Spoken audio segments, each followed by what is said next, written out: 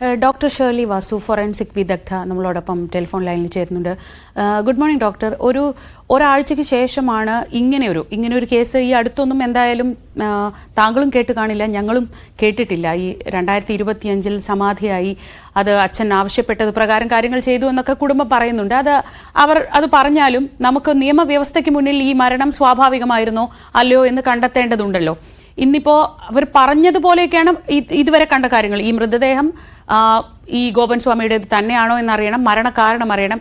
ഈ ഒരാഴ്ചയ്ക്ക് ശേഷം ഈ പ്രായാധിക്യമുള്ള ഒരു മനുഷ്യൻ, അസുഖങ്ങളൊക്കെ ഉണ്ടായിരുന്നു, അത് എത്രത്തോളം സാധ്യമാണ്? ഈ പോസ്റ്റ്മോർട്ടം നടപടികളിലൂടെ ഇതിലെ മുഴുവൻ അസ്വാഭാവികതയും നീക്കാൻ കഴിയുമോ? അത് നമ്മൾ പ്രതീക്ഷിക്കുന്നത് ഇപ്പോൾ ഇതൊരു പ്രത്യേക വ്യക്തിയാണെന്ന് ഇപ്പോ തിരിച്ചറിഞ്ഞിട്ടുണ്ട്, അല്ലെങ്കിൽ പ്രതീക്ഷിക്കുന്നുണ്ട്. ഒരു ഏകദേശം മരണസമയം കൃത്യമാണെങ്കിലും മരണ ദിവസത്തെ പറ്റിയും ഒരു ധാരണയുണ്ട്. കാരണം അദ്ദേഹത്തിന് അവസാനം കണ്ട ഒരു ദിവസം വെച്ചിട്ടാണ് നമ്മൾ അറിയുക. മക്കൾ പറയുന്നതിൽ ചെറിയ വ്യത്യാസം ഉണ്ടാവാം സമയമൊക്കെ, പക്ഷെ എന്നാലും അറിയാം. അപ്പൊ അത് ഒരാഴ്ച കഴിഞ്ഞിട്ടില്ല എന്ന് വേണം പ്രതീക്ഷിക്കാൻ. അപ്പൊ ആ ഒരു ടൈം സ്കെയിലിലുള്ള ചേഞ്ചസ് ആണ് ഡോക്ടേഴ്സ് പ്രതീക്ഷിക്കുക. കാരണം ആദ്യത്തെ 24 മണിക്കൂർ അത് കഴിഞ്ഞു കഴിഞ്ഞാൽ 2 to 3 ഡേയ്സിന്റെ ചേഞ്ച്, പിന്നെ 3 to 5 ഡേയ്സിന്റെ ചേഞ്ച്. അപ്പൊ ബിയോണ്ട് 5 ഡേയ്സ് എന്ന് പറയുന്ന ഒരു ഘട്ടത്തിലേക്ക് കടക്കുകയാണ്. അപ്പൊ അത് 2 തരത്തിലുള്ള ഡീകമ്പോസിഷൻ നമ്മൾ പ്രതീക്ഷിക്കുന്നുണ്ട്. ബോഡിയിലെ ചേഞ്ച് അത് ഒന്ന് സാധാരണഗതിയിൽ എക്സ്പോസ്ഡ് ആയിട്ട് കിടന്നാൽ കോളിക്വേറ്റീവ് ചേഞ്ചസ് എന്ന് പറയും. അതായത് ബോഡി ദ്രവിച്ച് വീർത്ത് വരിക, പിന്നെ അത് അലിഞ്ഞ് നഷ്ടപ്പെടുക എന്ന് പറയും. മണ്ണിനടിയിൽ ബെറിയലാണ് വെച്ചിട്ടുണ്ടെങ്കിൽ ലിക്വിഫാക്ഷൻ മാത്രമാണ്, നിറം കുറഞ്ഞ് മെഴുകുതിരിയൊക്കെ പോലെ ആയിട്ട് അലിഞ്ഞു പോവുകയാണ്.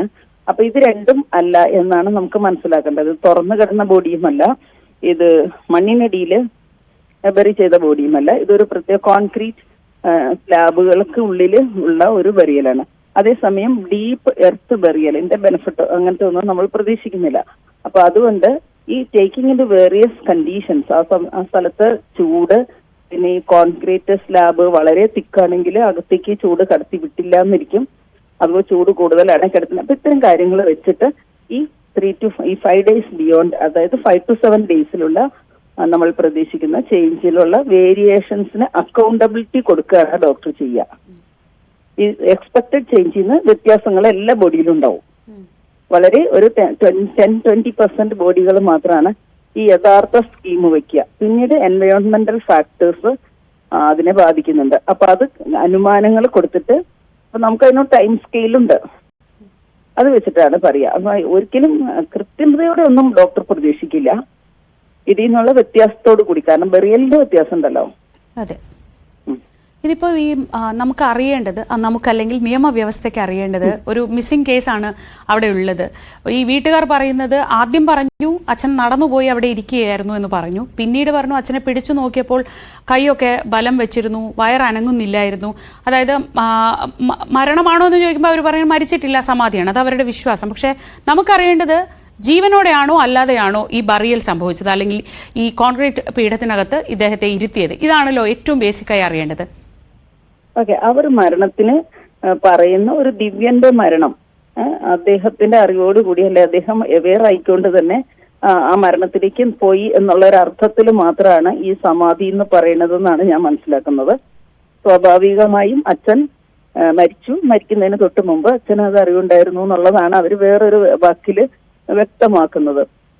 കുറച്ചൊക്കെ ഡെലൂഷൻസ് അല്ലെ ഫിക്സഡ് ഐഡിയാസ് ഒക്കെ ഉള്ളവർ സംസാരിക്കുന്നത് പോലെയാണ് മകന്റെ സംസാരം നമുക്ക് മനസ്സിലാക്കുന്നത്.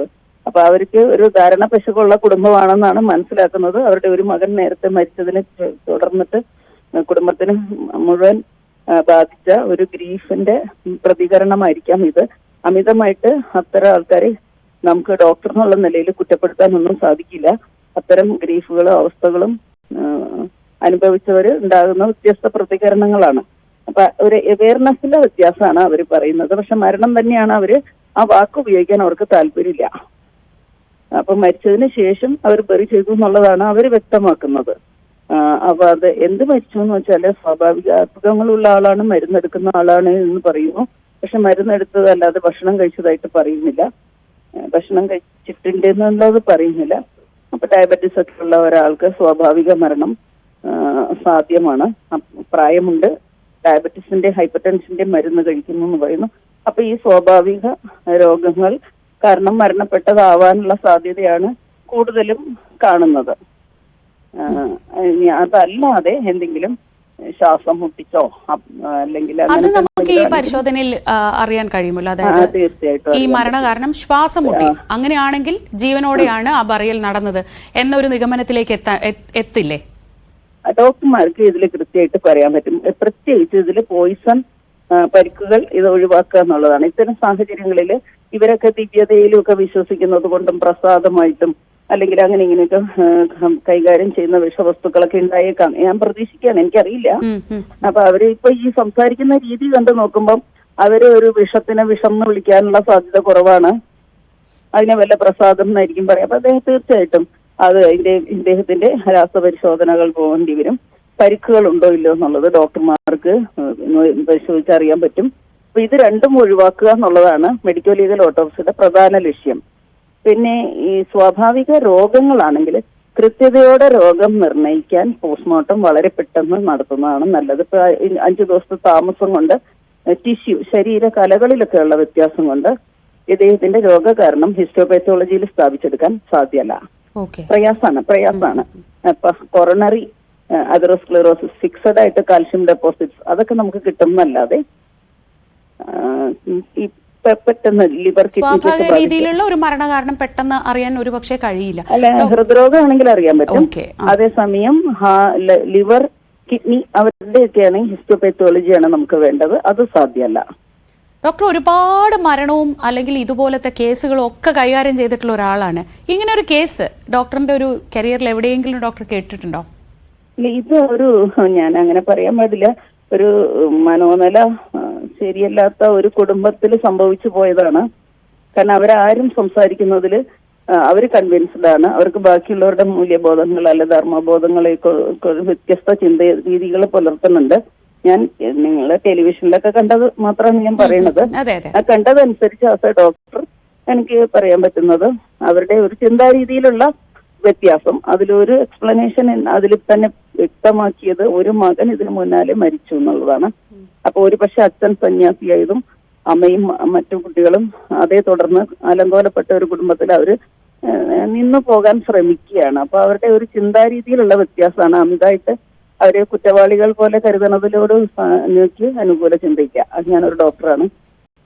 മാനസികമായിട്ടുള്ള രോഗങ്ങളും നമ്മൾ അതിന് പ്രാധാന്യം കൊടുക്കേണ്ടതുണ്ട്.